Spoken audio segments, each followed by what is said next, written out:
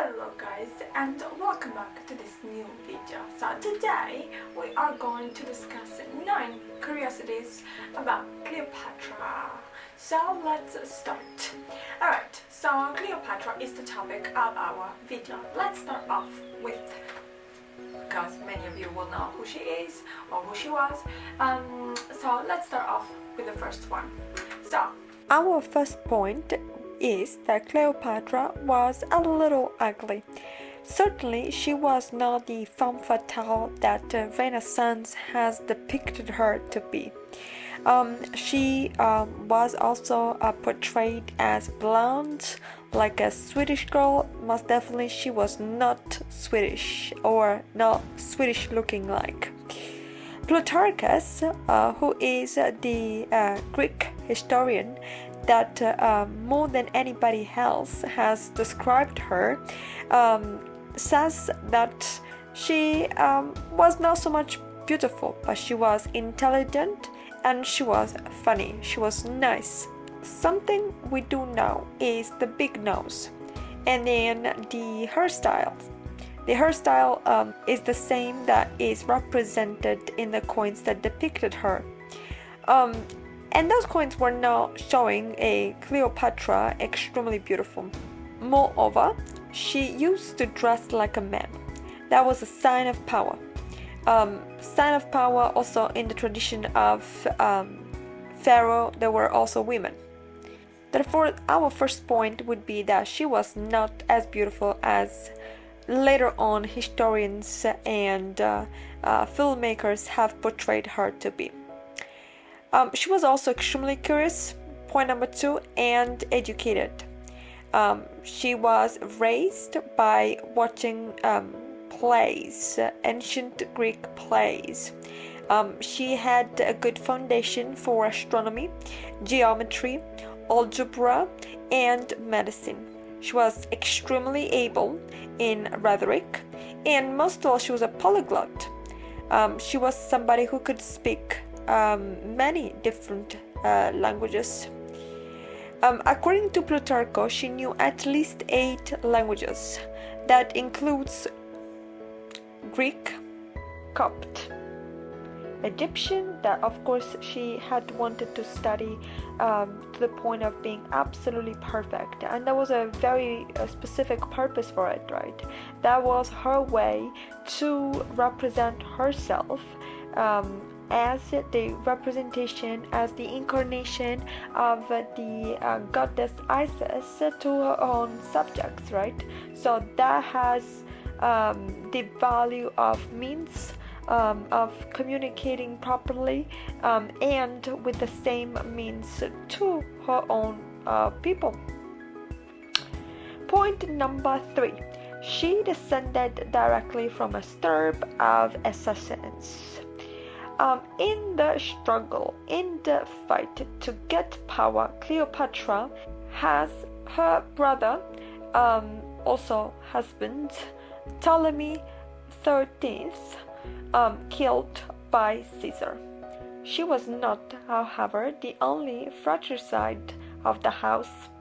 Her father, Ptolemy XII, had the daughter Berenice IV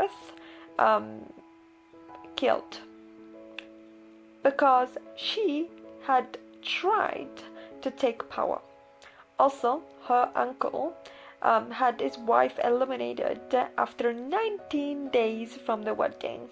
And again, the great-grandfather of Ptolemy VIII had gotten rid of the nephew because that meant ascending to the throne.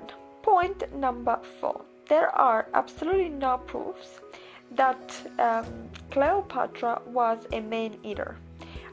We do know of books that describe her that way, and of a late rhetoric that describes her like that. We certainly can suspect reasonably that she was not in love, and we also hope so that she was not in that kind of love with her brother. So that was a political calculation, political move. Likewise, we might think that with Caesar was a political move. It's hard to imagine, that sort of relationship, though it is admissible. Anyway, he was 52, she was 21 when they met. She definitely used him to get rid of the brother and seize all the power for herself. But definitely that with Mark Antony, with Mark Antonio, from which she had 3 children, was most likely true love, even though she was accused by the political adversaries in Rome of seducing Mark Antony with magical potions of sorts. Point number 5. There was a conjure that was orchestrated by the heir of Caesar, that is Ottaviano, to weaken the rival Mark Antonio. Mark Antonio, that indeed was companion and then later husband to Cleopatra. There is a threatening sort of correspondence through mails that precedes the direct fight, the frontal fight, where Ottaviano accused the queen to spend her time getting drunk and having orgies, and he also accused her of seducing Marco Antonio with magic. Cleopatra, though, did not really get upset, and she took advantage of this chit-chatting by Ottaviano to put together a fleet and a powerful army so that she could face the Romans, even though later on she was defeated, unfortunately. Point number 6. She was extremely jealous and possessive when it came to Mark Antony. The fact that he was a womanizer really didn't help her a lot. So the story goes like this. At some point we know that Mark Antony requires a portrait of the daughter of the king Herod. And the daughter was obviously very well known for her beauty. And that sparked the very jealous Cleopatra that started not really swallowing what he had just required. So he goes back to Rome, gets married with the sister. This is the sister of the rival of Ottaviano. That is to formally establish the distribution of the Roman territories after Caesar's death.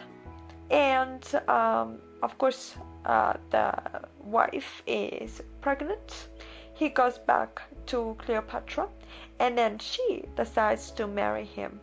And now this time was with an Egyptian ritual. Now there are 2 things here. First of all, she needed Marco Antonio. Even though she might have loved him, she would still need him. And second of all, by marrying him with the Egyptian ritual, she just basically denied that he had gotten married. She gave to that marriage no value whatsoever. Point number 7 in our list is that she didn't really kill herself out of love. Her suicide was a gesture of pride. It was the only way she had to establish and kind of corroborate the idea that she was free and she was not gonna become slave of Rome. And that is exactly the meaning of that suicide. Who really committed suicide out of love was the Mark Antonio. He believed she was dead, and then he threw himself against his own sword and committed suicide, died out of love.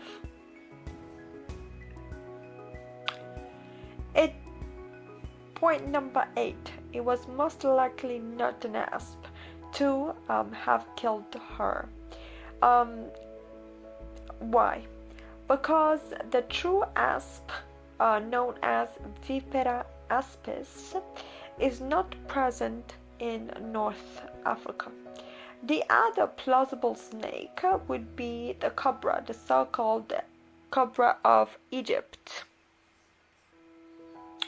that was sacred to pharaohs. However, that snake was too big to be in a basket, so most likely she was bit by a Aegis carinatus, which is a type of viper that comes from the Middle East. That is long less than a meter, but is completely, totally lethal. Last point that we are going to make is point number 9. Before killing herself, Cleopatra expressed the desire to be buried next to Marc Antonio.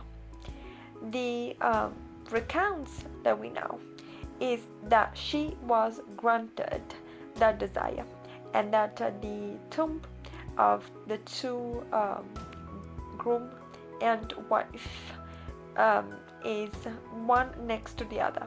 However, that has never been found.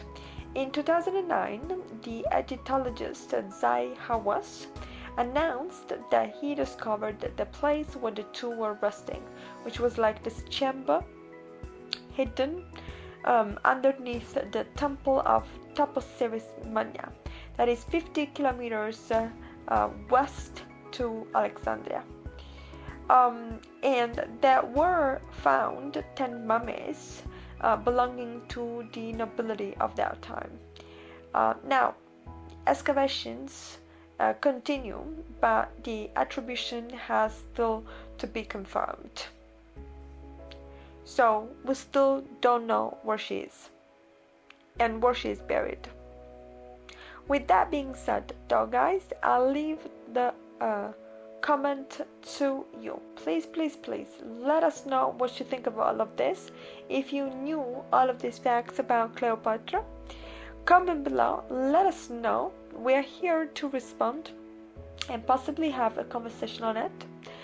And that's it, guys. I'm gonna talk to you next time. If you have enjoyed the video, don't forget to like it, subscribe, comment, and hit the notification bell. Bye.